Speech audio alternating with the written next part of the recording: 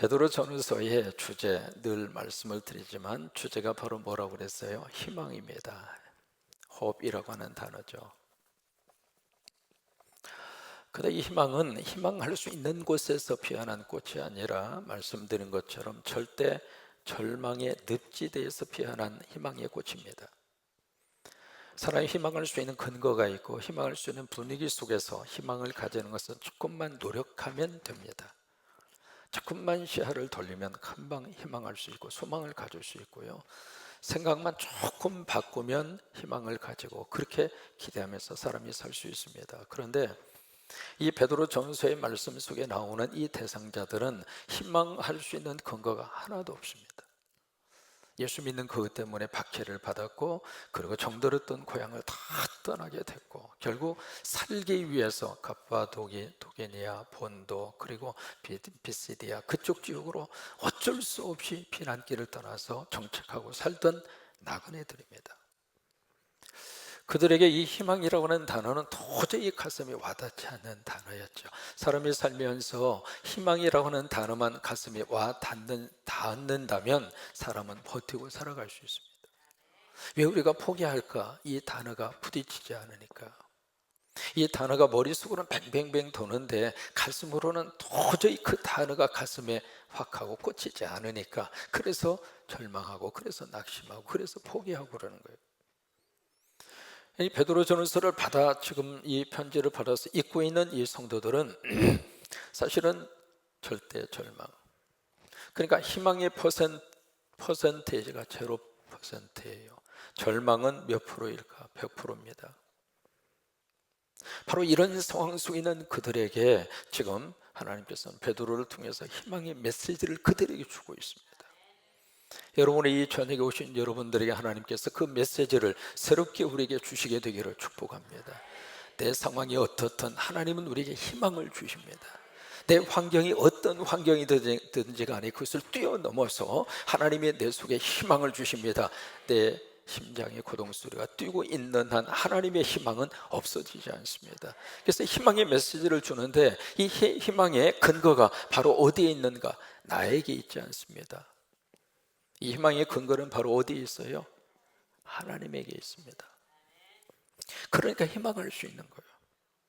그러니까 나에게서 희망의 근거를 찾으려고 하면 절망 속으로 빠질 수밖에 없지만, 그렇다고 이것이 나아질 기미가 보이는 것도 아니고, 이 박해가 끝날이라고 하는 그런 어떤 텀이 있는 것도 아니고, 언제 어떤 모습으로 이 박해의 어두운 터널이 끝날지 모르는 그런 속에서 살면서 나를 들여다봤을 때에는 희망할 수 있는 근거가 아무것도 없어요. 그런데 희망의 근거가 바로 어디 있는가? 땅에 있는 것이 아니라 하나님에게 있단 말이에요. 여러분, 여기에서 우리 믿음에 대한 본질적인 질문이 제기가 되는 거예요. 과연 나는 하나님을 믿고 있는가? Do you believe in God? 하나님을 믿고 있는가? 우리는 많은 경우에 하나님 믿습니다. 오케이. 그 믿는다고 하는 표현 자체가 상당히 이성에서 나옵니다. 중요한 것은 내가 하나님을 믿는다고 하는 그 차원이 내 심장처럼 똑같이 뛰고 있는가요? 이 베드로서는 그것을 우리에게 말씀을 하시고 있는 거예요. 그대들이 하나님을 믿는가? 그렇다면 박해와 절망 속에서도 그대들은 희망을 가질 수 있다. 왜? 하나님 때문에. 하나님 때문에. 하나님 때문에. 그 하나님이 누구라고 하는 사실이 가슴으로 느껴진다면 우리는 희망이라고 하는 단어를 품고 살아갈 수 있다. 그것이 베드로 전서를 통해서 우리에게 계속 주시는 하나님의 메시지입니다. 우리 성경에서 만나는 많은 믿음의 사람들, 성경에는 약 한 3만 5천 명의 사람의 이름이 나옵니다. 그 모든 사람들은 둘로 구별이 됩니다. 첫 번째 사람은 누구인가? 하나님을 향하여 얼굴을 들고 사는 사람, 다시 말해서 하나님을 믿음으로 고백하고 사는 사람. 한 부류의 사람은 하나님과 등지고 사는 사람. 그 3만 5천 명의 모든 사람들 속에서 하나님에게 얼굴을 향하여 들고 사는 사람의 특징이 바로 뭐냐면 어떤 상황 속에서도 희망을 놓치지 않았다고 하는 거예요. 사무엘상 1장에 보시면 한나가 나오잖아요. 거기에 이제 분인나가 그 여성도 뒤따라서 나오고요. 이 두 여성은 바로 엘가나라고 하는 사람의 두 부인입니다. 여기서 이제 어떻게 부인을 둘이나 데리고 살까 부럽다 생각하는 분들은 상당히 정신과 테스트를 받아야 합니다. 이 두 여인이 있는 이 속에서 집안이 아주 복잡합니다. 그런데 늦게 들어온 이 분인나가 임신을 해서 아기를 낳았습니다. 근데 첫 번째로 들어온 본부인 한나는 아무리 애를 써도 아기가 없습니다. 이 약간의 차이가 둘 사이에서는 엄청난 차이로 나타나게 됩니다. 결국 이 분인나는 기득권을 향하여 도전장을 던집니다. 그러면서 이 분인나가 계속 이 한나를 가지고 긁어요. 여러분 사무엘상 1장에 보시면 격분시켰다라고 하는 단어가 나옵니다. 그 격분시켰다는 이야기는 화가 나도록 옆에서 긁어댔다 그 말이에요. 아니 옆에서 말이죠, 자꾸 말 한마디 하더라도 아이고 애기도 못 나오면서 무슨 왜 밥을 처먹어? 그러면 속이 어떨 것 같아요? 뭐 대답 안 하셔도 알겠잖아요. 사사건건 그걸 가지고 계속 사람을 긁는 거예요. 그러니까 하루 이틀이 아니고 그 분이나 때문에 이 한나의 마음속에 차곡차곡 뭐가 지금 쌓여지고 있는가? 원통함이 쌓여지는 거예요. 그 원통함은 결국 한나에게 무엇으로 지금 다가오고 있는가? 절망의 늪으로 자꾸 빠지는 거예요. 그래, 나는 아무리 애써도 안 되는구나. 아무리 노력해도 안 되는 거예요. 그건 자기 혼자 해결할 수 있는 문제가 아니잖아요. 그러니까 그런 절망의 늪지대에서 한나가 그 상태에서 포기하고 그 상태에서 끝난 것이 아니라 한나가 여기서 늪에서 일어납니다. 그러면서 어떻게 했는가? 하나님의 성전에 가서 기도하는데 어떻게 기도했는가? 통곡했다고 그랬습니다. 영어로 cry out, 통곡한. 한나가 바로 이 절망의 늪지대에서 일어나서 하나님의 성전에 와서 엎드려 기도하게 된 것은 한나에게 무엇이 생겼는가? 희망이 생긴 거예요. 누구 때문에? 하나님 때문에. 내가 기도하면 하나님이 들으신다. 내가 기도하면 하나님이 들으신다. 그 희망이 마음에서 생긴 거예요. 이 금요 집회에 와서 우리가 기도하는 것도 똑같습니다. 여러분 기도하시면 하나님이 들으십니다. 그렇게 여러분 인정하시면 아멘. 나 혼자 조용히 드리는 기도라 하더라도 큰 소리로 기도하지 않으셔도 하나님 다 들으시잖아요. 큰 소리로 기도해도 하나님이 다 들으시고, 아니면 그냥 오셔서 주여 그 한마디를 하셔도 하나님은 다 아시잖아요. 그러니까 그런 마음으로 우리가 기도하는 그 이유가 바로 그것이거든요. 내 신음소리를 들으시고 내 기도를 들으신다고 하는 그 희망, 그 희망의 근거는 어디에 있는가? 한나에게 있었던 것이 아니라 하나님에게 있는 거예요. 하나님이 내 기도를 들으신다. 그래서 한나가 와서 막 기도하는데 그 기도를 어느 정도 기도에 몰입을 했는가? 술 취한 여자처럼. 뭐예요? 기도에 정신을 뺐다 이 말이에요. 우리가 사랑에 빠진 것을 영어로 fall in love라고 합니다. 사랑에 푹 빠졌다, fall in love라고 하는 말을 쓰는데, 기도에 빠지는 것은 fall in prayer, 기도 속에 푹 빠져요. 그렇게 기도에 빠지면 신기해요. 다른 사람의 소리가 안 들립니다. 그래서 한나가 그런 모습으로 하나님 앞에 막 기도하면서 뭘 했는가? 울었습니다. 속에 있는 것을 막 울면서 속에 있는 것을 다 하나님 앞에 다 전부 다 끄집어내는 거예요. 근데 엘리라고 하는 제사장은 지금으로 말하면 담임 목사가 보니까 한 여사가 대낮부터 와서 막 정신없이 미친 듯이, 그러니까 이 담임 목사님이 그러잖아요. 야, 무슨 놈의 여자가 대낮부터 술 취하고 그 모양이나 술 좀 끊으라고. 한나가 그렇게 이야기하잖아요. 주여, 나는 술 취한 것이 아닙니다. 나는 마음이 격분하여, 나는 이 마음을 하나님 앞에 와서 지금 토하고 있는 것뿐입니다. 그렇게 이야기하잖아요. 여러분, 그런 것처럼 한나가 이 절망적인 상황 속에서 희망할 수 있었던 것은 하나님 때문에 그런 거예요. 우리가 하나님 앞에 와서 울면 하나님이 들으십니다. 그래서 성경에서 울면 역사가 나타납니다. 따라 한번 해보실까요? 울면 역사가 나타난다. 가정에서도 부부지간에도 울면 금방 응답이 떨어집니다. 날씨가 좀 차고 쌀쌀하니까 여보 나 옷 한 벌 사줘. 쓰잘데기 없는 소리. 무슨 놈의 옷이야? 옷장 쓰고 옷이 많구만. 대부분 반응이 다 그렇습니다. 왜? 우리 집이나 남의 집이나 비슷하잖아요. 그런데 퇴근할 즈음에 갑자기 우는 거예요. 아이고 아이고. 웬일이요? 여러분 그때 금방 대답하시면 응답이 안 떨어집니다.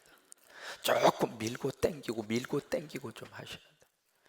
그 웬일이요? 무슨 웬일? 아이고 한 10분 정도는 끌어야 돼요. 그럼 이제 무슨 일이냐고, 누구 돌아가셨느냐고, 대답을 하지 마세요. 대답을 하지 말고 더 큰 소리로, 더 슬픈 모습으로, 가능하면 눈물이 나오면 효과는 만점. 눈물이 안 나오더라도 소리라도 막 우는 소리를 하면서 막 흐느적거리고, 거기다 고개를 푹 숙이고 어깨까지 흐느적거리면 200% 만점. 막 그러다가 다급한 마음에 도대체 웬일이냐고, 무슨 일이 있느냐고, 그러면 그때 실은 뭐 빨리 이야기해봐. 무슨 일이야? 실은 뭐요? 추운데 나 옷 한 벌 해달라고. 알았어. 그래도 카드 금방 나옵니다. 한나가 이 속에서 희망할 수 있었던 근거가 누구라고요? 하나님이에요. 사도행전 16장에 보시면은 거기에 마게도냐 유럽 지역으로 하나님이 건너와 도와라. 그래서 트로이라고 하는 지역에서 통과하잖아요. 그래서 거기에 이쪽으로는 흑해고 그쪽은 에게해 바다를 건너서 이 바울 선교팀이 유럽 지역으로 건너가잖아요. 건너가서 이제 거기에 첫 번째 도착한 곳이 마게도냐, 바로 거기잖아요. 거기서 기도할 처소를 위하여 강변에 갔다가 만난 여인이 그 유명한 자주장사 루디아라고 하는 사람을 만나게 되잖아요. 거기서 이제 기도처에서 함께 기도를 하고, 그러다가 이제 쭉 시장을 돌다가 점치는 귀신을 만나게 되잖아요. 그래서 점치는 귀신을 물리쳐 준 거예요. 몰아내니까 더 이상 이제 점을 줄 수가 없었잖아요. 근데 그 뒤에는 누가 있었는가? 바로 전초가 있었단 말이에요. 돈을 긁어먹는 갑질하는 한 분이 있었단 말이에요. 자기의 수입이 끊어진 것을 알고 이 바울과 그리고 그 신라를 잡아서 어떻게 해요? 빌립보 감옥에다 쳐넣습니다. 쳐넣는데 그냥 쳐넣는 것이 아니라 거기 보시면은 매를 많이 맞았더라. 근데 매를 맞았더라 그 앞에 보시면 옷을 벗기고, 그러니까 상상이 가시죠. 그냥 두들겨 팬 게 아닙니다. 완전히 벗겨놓고. 고대 사회에서는요, 이 매를 칠 때 여기에 가죽 끝에 뭘 하는가? 쇠 저기를 거기다가 연결을 해서 쳐서 당기면 살점이 떨어지는 매질입니다. 그래서 유대 법에 의하면, 로마 법에 의하면은요 40대 이상을 치지를 못하도록 했습니다. 왜냐하면 40대 이상 치면 죽어버리니까. 그래서 이제 40대 이하로 치도록, 여러분 그 매를 맞았다? 그것이 단순히 회초리 몇 대 맞고 끝난 게 아니에요. 그런 매를 맞은 거예요. 그리고 나서 빌립보 감옥에 들어갔는데 또 그냥 들어간 것이 아니라 발과 발목에 뭐가 채워져 있었느냐면 착고가 채워져 있어요. 상상해 볼까요? 온 몸이 지금 피투성입니다. 신음소리도 낼 수 없을 정도로 고통 속에 있었잖아요. 또 거기다가 완전히 수갑에 채워져 있습니다. 그리고 그 옆에는 24시간 지키고 있는 군인들이 있습니다.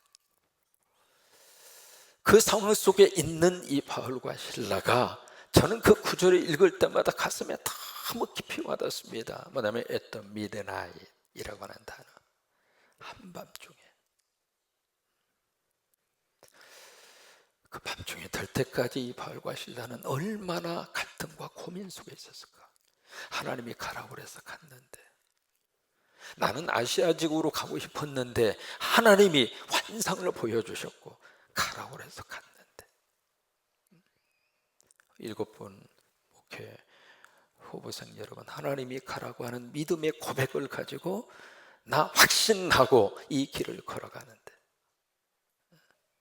신학의 과정을 마치시고 여러분들이 안수를 받으시고 목사가 돼서 하나님의 부름을 받아서 나는 목회의 길로 가려고 하는데, 이게 그러면 하나님이 길을 좀 열어주시고 하나님이 목회할 수 있도록 환경을 만들어주시고 또 강대상에서 설교할 때마다 성도들이 구름대처럼 몰려오고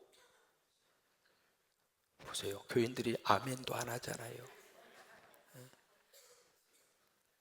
그렇게 기대하고 딱 시작을 했는데 그 결과는 얻어 터지고 감옥에 가지고 초저녁부터 그 미드나잇 한밤중이 될 때까지 이들은 엄청난 갈등을 했을 거예요. 그러다가 그들이 절망의 늪지대에서 빠져나옵니다. 그러니까 그 절망의 늪지대에서 빠져나오기까지 했던 미드나잇 시간이 한밤중이 되도록 시간이 걸린 거예요. 딱 그들이 여기서 튀어져 나오면서 그들이 희망을 붙잡고 그들이 한 것은 두 가지였습니다. 첫째로 뭘 했죠? 하나님을 찬미하고, 두 번째는 뭘 했어요? 기도했죠. 기도하고 하나님을 찬송하고. 어느 신학자가 참 기가 막히게 해석을 했습니다. 그 빌립보 감옥에서 그들이 막 하나님 앞에 착고에 차인 채로, 우리는 지금 박수 치자면 박수 다 칠 수 있잖아요. 왜? 손이 다 자유스러우니까. 여러분 수록도에 가시면은 눈썹이 없고 귀가 없고 코가 없는 분들이 많잖아요. 한센스병에 걸린 분들. 그때 거기서 집회하고 오신 목사님 이야기 들으면서 마음이 너무나 뭉클했습니다. 박수를 치면서 찬송을 하는데 일반 교회에서 치는 박수 소리보다 더 큰 거예요. 근데 그들이 치는 박수는 이런 박수가 아닙니다. 어떤 박수냐면 여기가 완전히 손가락 마디가 다 잘려져 가잖아요. 이렇게 치는 박수예요. 여러분 우리가 말이죠, 손바닥으로 치는 박수하고 이렇게 치는 박수하고 이게 얼마나 아픈 줄 아십니까? 근데 이것을 얼마나 세게 하면 이렇게 치는 박수보다 더 큰 박수가 나오는 거예요. 우리가 하나님 앞에 드릴 때 건성건성 하시면 안 돼요. 현재 내가 나에게 있는 이 모든 것들이 영원하리라. 착고가 처해져 있는 이 상태에서 막 찬양하는 그 찬양을 보고 하나님이 하늘 위에서 같이 찬양하네. 그래, 네가 그 속에서 나를 찬양하는구나. 하나님이 하늘에서 보시고 하늘에서 천군과 천사와 함께 그들의 찬양의 모습을 보면서 하나님이 같이 찬양. 여러분 우리가 찬양할 때 하나님이 보시는 거예요. 그 찬양을 하나님이 들으시고 같이 하나님이 찬양해 줄 수 있는 그 찬양이 올라가야 역사가 나타나요. 결국 그러니까 그 감옥 속에서 절망의 늪지대 속에서 어떻게 그들이 희망할 수 있었는가? 바로 누구 때문에? 하나님 때문에. 내 기도를 들으시고 내 찬양을 받으실 그분은 살아있고 지금도 역사하고 있고 그 하나님이 내 인생의 주권자다. 내가 비록 감옥에 갇혀 있지만 내가 죽고 사는 것은 하나님의 손에 달려있다. 그 거룩한 믿음과 영적인 자존심이 바로 이 절망의 늪에서 희망할 수 있도록 여러분 그렇게 한 거예요. 여러분 어떤 일이 있어도 기도만 되면 됩니다. 문제는 항상 왔다가 가고 문제 없는 사람이 문제가 없는 사람이 누가 있습니까? 전부 다 문제는 다 가지고 삽니다. 목회하면서 교회만 부흥되면 모든 것들이 문제없이 만사가 오케이가 될 줄로 아는 착각을 잠깐 했었어요. 그러나 교회가 부흥이 되면 부흥이 되는 대로, 부흥이 안 되면 안 되는 대로. 그러니까 문제가 없는 곳이 없어요. 그런데 문제가 있음에도 불구하고 기도하지 않는 것이 사실은 더 큰 문제입니다. 그러니까 문제가 있는 속에서 우리가 기도만 할 수 있으면 문제는 한순간 하나님의 은혜로 떠나갈 수 있다. 그래서 이 베드로 전서 속에 하나님이 담아주고 싶은 이 트레이드 마크는 바로 희망이에요. 희망의 근거는 누구라고요? 하나님입니다. 그래서 베드로전서 1장 3절에 보시면은 거듭나게 하사 산 소망이 있게 하시고, 거듭나게 하사, 그게 본 어게인이잖아요. 그러니까 거듭나게 했다는 이야기는 바로 우리가 하나님의 뭐가 돼요? 자녀가 됐다, 그 말이잖아요. 그러니까 하나님 때문에 다시 산 소망, 희망을 가지게 됐다, 이 말이에요. 그래서 이제 2장으로 와서 두 가지의 말씀을 우리에게 하시고 있습니다. 지난주에는 바로 희망을 가지고, 그 다음에 첫 번째로 지난주에 주신 말씀은 성장과 그 다음에 성숙의 문제였습니다. 자라가라. 이 자라가라고 하는 것은 성장, 이 성장이라고 하는 것은 외적인 변화거든요. 성숙이라고 하는 것은 내적인 변화예요. 성장이라고 하는 것은 이것은 양적인 변화예요. 그러나 성숙이라고 하는 것은 질적인 변화예요. 근데 이 두 가지는 함께 와야 균형이 돼요. 이게 성숙하기 위해서는요, 이게 부단 노력이 필요합니다. 저절로 안 돼요. 성장은 시간이 가면은 어느 정도 돼요. 시간이 가면 어린아이들 열심히 먹이고 키우면 자라요. 근데 이게 철드는 것은 또 다른 문제라.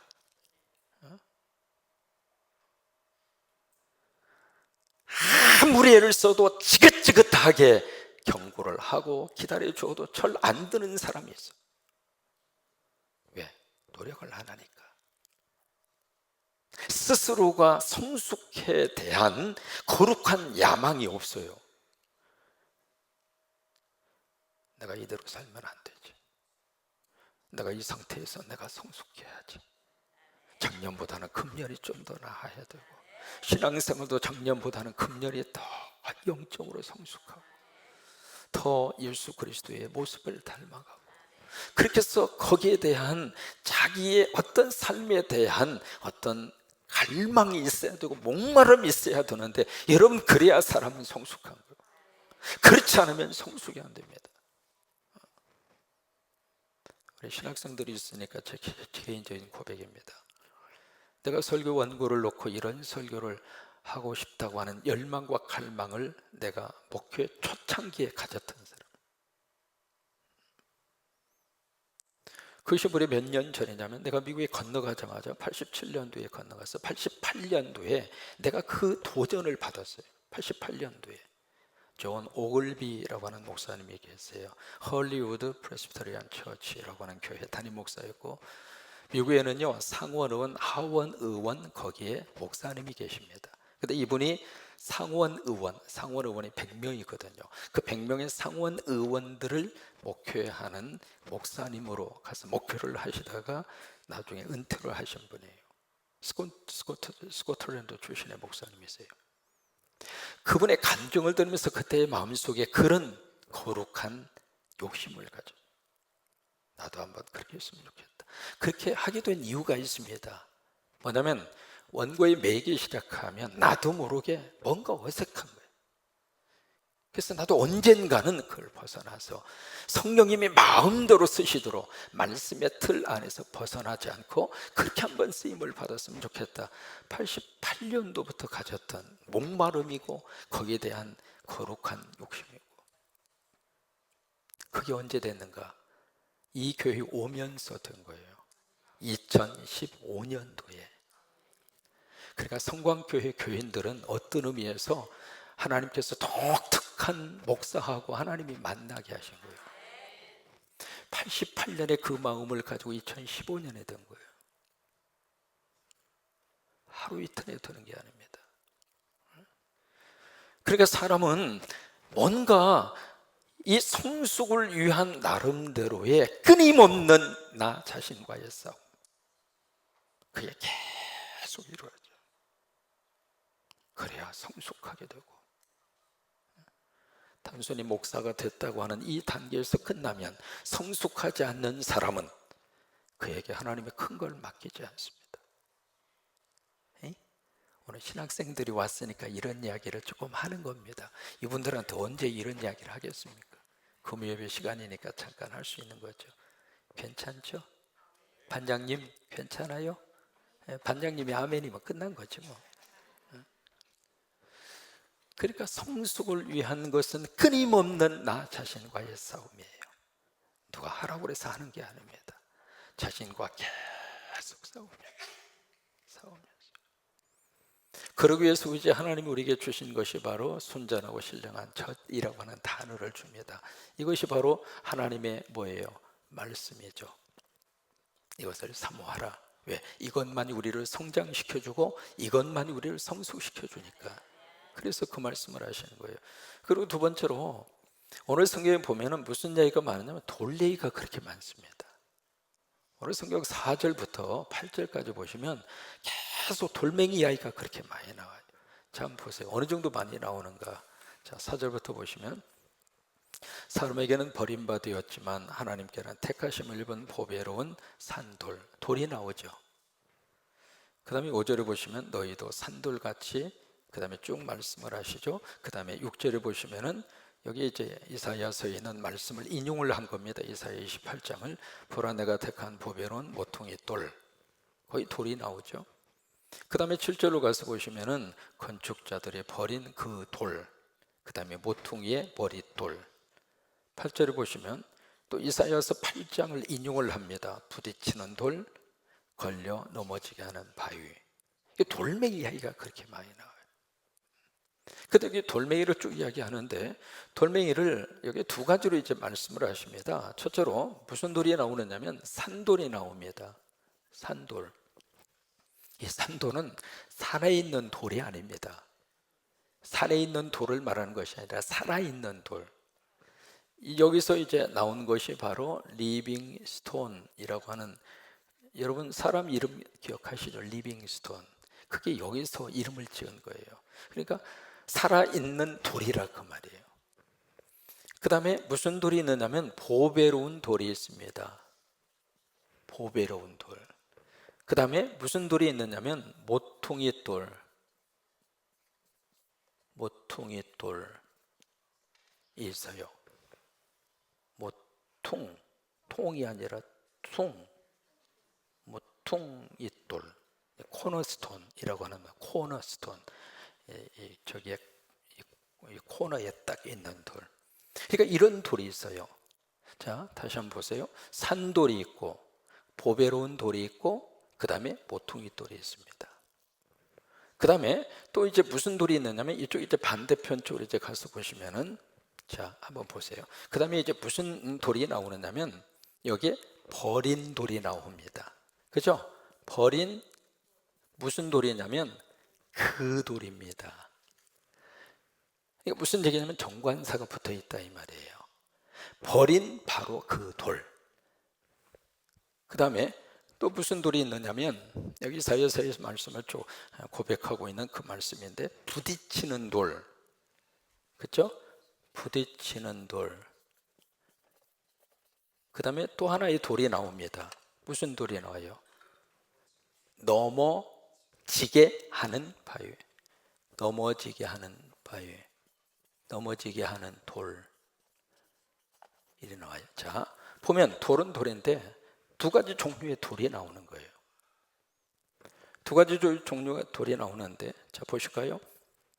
여기서 이제 돌이 무엇을 의미할까 감을 잡으셨죠? 그죠? 여러분 성경에서 돌은 여러 가지 많은 의미를 가지고 쓰고 있습니다. 첫째로 돌은 신령하다고 생각하는 거예요. 창세기 28장이죠. 야곱이 베델에서 돌을 베게 하고자 해요. 그러다가 하늘 문이 열리지는 환상을 봅니다. 그러니까 돌 자체가 신령하다 그렇게 보는 거예요. 두 번째로 성경에서 돌은 무엇을 의미하고 있는가? 아주 간팍한 마음. 에스겔서 2장에 보시면 너희 안에 부드러운 마음을 주며 새 영을 주어서 돌 같은 마음을 제하고 그리고 부드럽게 하시겠다 그 말씀이 나오거든요. 거기에 돌 같은 마음이라고 하는 것은 딱딱하게 붙어있는 마음. 아무리 이야기해도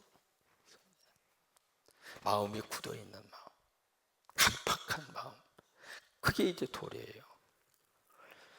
그래서 이 돌은 우리가 이제 기억하고 있는 대로 무슨 의미를 가지고 있는 거, 바로 예수 그리스도로 돌로 말씀하고 있는 거예요.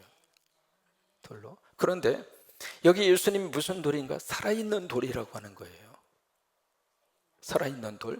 그러니까 돌멩이도 죽은 돌이 있다 그 말이에요. 그래도 죽은 돌이 있는데 예수님은 살아있는 돌이고 또 보배로운 돌이고 그리고 모퉁이 돌이라 그 말이에요. 그러면서 이 예수 그리스도 위에 여러분 마태 7장에 보시면 산상수훈의 마지막 결론이 바로 반석 위에 집을 짓는 지혜로운 사람 같다. 그 반석이 여기서 말씀하시는 이런 돌이라 이 말이에요. 이 돌. 근데 또 한편을 보면은 그 돌이 어떤 돌이었는가? 버림받은 돌이었다. 쓸모없다고 그래서 버려버렸어요. 누가 버렸는가? 유대인들이 버린 거예요. 그러니까 하나님의 아들도 아니고 메시아도 아니다. 그래서 버려버린 거잖아요. 그리고 이 돌멩이가 유대인들에게는 어떤 돌로 작용을 했는가? 그들에게는 부딪히고 넘어지게 하고, 다시 말해서 예수 그리스도가 그들에게는 걸림돌이 됐다 이 말이에요. 그러면 두 가지입니다. 이쪽에 있는 돌은 걸림돌이에요. 인생의 걸림돌. 예수 그리스도가 인생의 걸림돌이 된 거예요. 그러면 이쪽에 있는 돌은 무슨 이야기냐면 인생의 뭐가 됐느냐면 디딤돌이 된 거예요. 자, 보실까요? 같은 예수 그리스도는 예수 그리스도인데 누구에게는 예수님이 걸림돌이 되고 누구에게는 예수님이 디딤돌이 된다 이 말이에요. 그러니까 이게 예수 그리스도가 내 믿음의 고백으로 와닿지 않으면 예수 그리스도는 철저하게 내 인생의 걸림돌이에요. 근데 예수님의 믿음 속에 우리가 딱 들어가면 이 걸림돌이었던 내 인생의 모든 것들이 뭐가 되는가? 예수님 때문에 디딤돌이 되는 거예요. 참 이게 놀라운 영적 은혜의 축복입니다. 믿음 안에서 내 인생의 걸림돌로 작용하는 것들이 믿음 안에서 예수님 때문에 내 인생의 디딤돌이 되더라 이 말이에요. 여러분, 그런 예는 얼마든지 많습니다. 한 가지 예를 드릴까요? 여러분, 에디슨 아시잖아요. 발명왕. 그 에디슨이 청각 장애인이었다고 하는 사실을 아십니까? 에디슨은 말을 못 알아듣는 사람이었어요. 청각 장애인이었어요. 그것을 아는 사람은 그렇게 많지가 않습니다. 근데 에디슨은, 그게 어떤 의미에서 에디슨은 그 인생의 큰 걸림돌이죠. 못 듣는다고 하는 게. 그런데 그것 때문에 에디슨은 세상의 소리를 듣지 않고 마음에서 나오는 소리에 집중해서 그 많은 발명품을 만들어낸 거예요. 예수님 때문에 그는 그의 걸림돌이 디딤돌이 된 거예요. 그래서 그 에디슨이 그런 이야기 합니다. 내가 다른 사람의 소리를 많이 들었다면, 이 사람 저 사람 부정적인 사람, 그걸 무슨 발명이라고 발명했냐, 별 얘기를 다 할 거 아닙니까? 그런 말을 내가 많이 들었다면 나는 이 발명품을 제대로 발명하지 못했을 것이다. 나는 그 소리를 못 들었기 때문에, 아니 들을 수가 없었기 때문에 나는 내면의 소리에 오히려 더 집중할 수 있었다.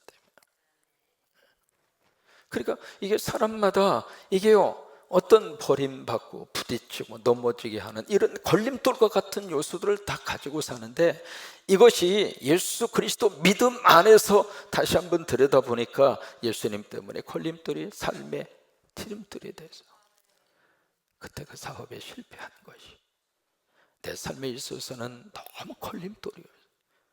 경제적으로 다 망할 수밖에 없었고,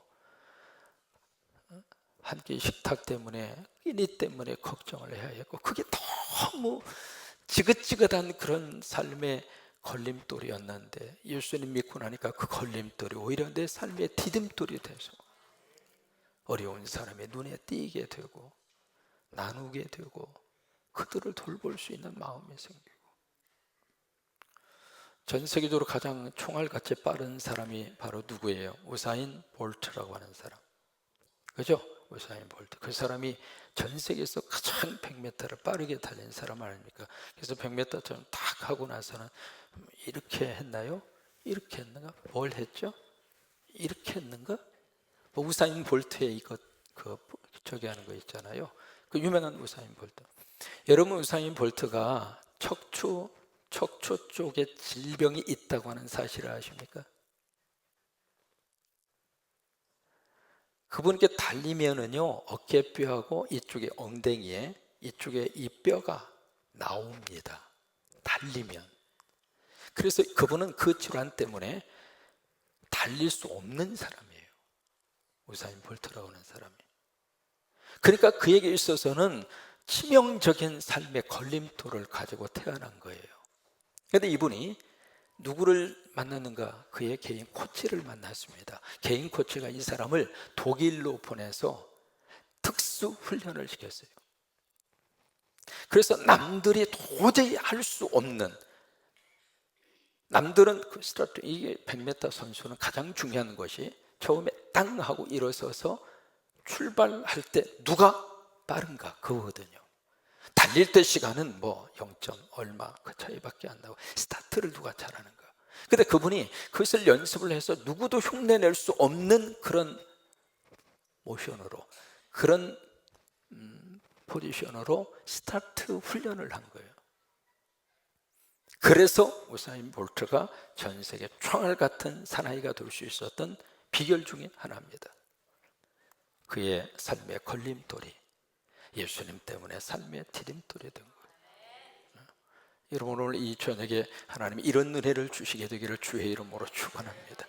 예수님이 내 인생의 걸림돌이 아니라 오히려 내 삶의 걸림돌이 예수님 때문에 삶의 디딤돌이 돼서 더 멋지게 주님을 바라보고 힘있게 희망을 꿈꾸면서 달려가는 여러분 모두가 되시기를 주의 이름으로 축원합니다.